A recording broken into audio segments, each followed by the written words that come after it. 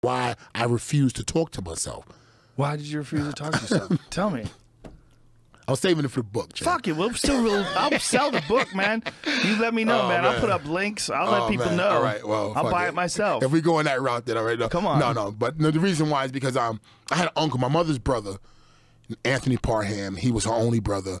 He went to the military. He went to the Vietnam War as a child, as a young man, 18 years old, when he left high school. He didn't have to because it was all sisters, and he wanted to go because everyone around the town, Petersburg, Jarrett, Virginia, everybody from his town, the young men were going, his uncle, cousins, and everybody. So he went. He came back disturbed. He came back, different than when he went in. He was actually missing for quite a time. They were going to declare him dead when he showed up one day. With a trench coat on, army boots, and naked. Whoa. In Halsey Street in Brooklyn. So this led to him being mentally disturbed. All my life, he would talk to himself. He lived with us. I slept in a twin bed here, and he slept in the bed there. And he was, when he drank, he became very violent. He beat my mom up one time really bad, closed her eyes up. And him talking to himself was something I grew up all my life watching. And I'm like, ain't he crazy? You call him Ain't he? Ain't he, you crazy, talking to himself. So, and I got older, I would just refuse to even have a conversation with myself. Oh, you crazy if you. And 4 years ago, I started having conversations with myself, champ. I was like, yo, you know what, champ? You got to go. And I started saying, let's go, champ. And I was like, man, I asked my wife, I said, you think I'm crazy because I spoke? She was like, oh, yeah, we already know you crazy. You know what I mean? So I'm like, let's go, champ. And it was my mantra. It became my mantra. My friend told me one of his mantras was, to be the man, you got to be the man. When he was tired, he was running mile 18. To be the man, you got to be the man. Right. To be the man, you got to be the man. He just would say it to himself. Yeah. And I was like, you know what? I need a mantra. And I was hitting the bag one day, and I was tired. I was like 400 pounds. And I was like, let's go, champ. Let's go, champ. Let's go, champ. Let's go, champ. And it's in the head, champ. When I'm feeling pain, you feeling down, tell yourself, let's go, champ. Let's go, champ. Dude, I hear you when I work out sometimes. Yeah, it's yours. Pushing through a set. It's yours. Champ. Yeah, it's yours. It's everybody's. It's the people's, man. The people gave me this. The universe gave me this.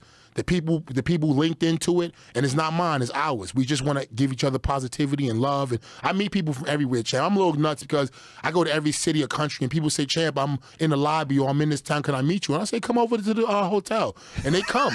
You know what I mean? They come. You might have to stop that when you win the title. No. It might get a little crazy. Nah, I'm the people's champ. I'm here for the people. Wow, man, that's strong. Yeah. But listen, if you can motivate yourself, you motivate other people, you should definitely be able to motivate yourself as well. Yeah. I'm not trying, though. I'm going to be honest with you. I'm not trying to say I'm a guru, I'm a motivator, none of that. I'm just a dude who I'm showing people that I was down and out, I was flat on my face, I wanted to kill myself, and I didn't give up for the love of my family and now the love of the people that's saying let's go, champ, that believe in me. I want to do it for them. You need a reason, you need a purpose. Scott Hirsch, shout out to Scott Hirsch. He told me a long time ago, he said, Shannon, I think the family thing environment is just out the blue in the conversation. He just said, Shannon, we weren't even talking about anything. He said, I just think the family plays a huge part of our development. I said, why you say that, Scott? He said, because it gives you a reason to go home at night.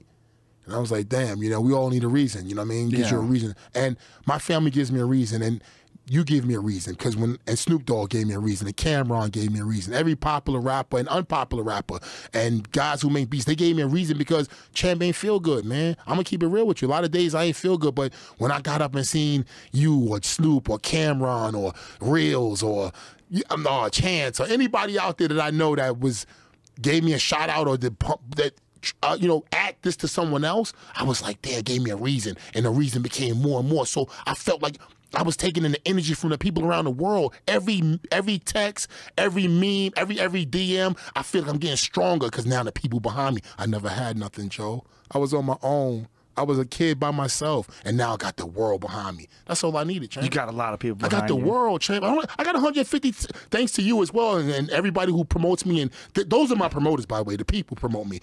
Thanks to you guys, I got like 150-something thousand people, 156,000 people following me, right? That to me is unreal. I started out with 9. I remember when you talked about me on your Instagram because we were talking about you and how much I love your videos. Yeah. And I was like, oh, shit, Shannon's listening. Yeah, I love let's it. go, champ. It got me excited, man. This is excitement for me because I never had this. I never had the momentum. I never had nobody behind me. I got a reason. I feel like Rocky. You know what I'm saying? Like, keep fighting. You know what I'm saying? Adrian! You know, I feel like, I got a reason. You know what I mean? I got a reason. I never had a reason except to try to make some money, to feed myself and my family, or to show off or get some shit. You know what I'm saying? Some Niveau Reach type of situation. Now, I don't care about the money. Of course, I got to have the money. Don't get me wrong. And I want to be paid accordingly. I'm bringing non-boxing fans to boxing that deserve something. Now, I told you when I fought Vitaly Klitschko, they did the highest ratings ever. Not because of Klitschko, because of Shannon Briggs. He fought many people. Why so many with me? When I fought Lennox Lewis, highest ratings. When I fought George Foreman, highest ratings. I sell, champ. Now, I want to be paid for that, champ. This is a job. You know what I mean? I'm a mailman. I get up every day and go to work, do my job. But I want to be paid. I didn't get paid when I fought Klitschko, champ. I want to make money. I'm not stupid. You feel me? I was, but I'm not anymore. That's not your primary motivation. No. My primary motivation is the people are behind me, and I want to do something that never been done. I want to bring all these non-boxing fans like Muhammad Ali did. I want a Muhammad Ali moment. Not for me and for my ego, because I don't have it. I cut the hair already. I got a girl already. I got a wife. I don't care. You know what I'm saying? I don't care about clothes. I don't want a Bentley. I don't care about that no more. I don't want none of that. I just want the people to say, champ, champ, champ. That'll make me feel good, champ. That'll make me feel good, man. That'll make me feel like, you know what? My mom looking at me and she can say, I'm proud of my boy. You feel me? He made something out of nothing. You know, we was homeless. People turned their back on us, champ. They wouldn't let us come in their place. Many nights we sat on the train, and many nights I didn't know if she was alive or dead. You know, and I was hoping and it was rough, man. And I want her to look at me and say, man, my boy made it. You know what I mean? And she said something before she died. She said, Shannon, when we lost everything, people said, you know, she said, she was like the big person in my family that was supposed to do something. This is all in the book. But she was supposed to be something. And she came to New York and she was living a life and she was making it, got a job, and she got on drugs. And she went from a beautiful woman to a woman who lost everything, but she had a son. And she took me sickly and all and stuck by my side. So I said, I'm gonna make it. And she instilled in me, make it, Shannon, regardless of what you got to do, make it. And when people turned our back on us and we had nothing, Joe, she said, Shannon, one day we're going to have something and they're going to look at us different. You feel me? And she said to me before she died, she said, I didn't make it, but I made it through you. And that's what I'm doing this for, because she made it through. She did make it. She made it through her son, and she wouldn't want me to give up. Asthma ain't no excuse.